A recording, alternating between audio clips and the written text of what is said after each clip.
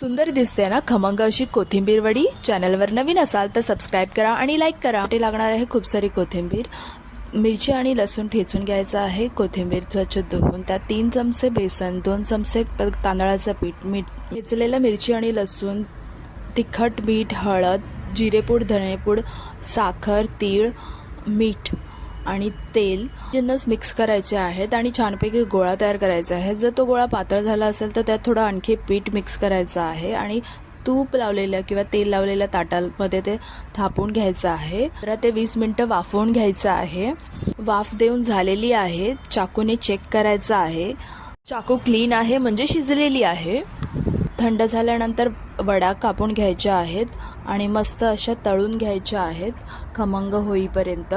तुम्ही बघू शकता इथे किती छान तळल्या गेल्या आहेत। खमंग अशी कोथिंबीर वडी तयार आहे। तुम्हाला आवडली असेल तर लाईक आणि कमेंट जरूर करा।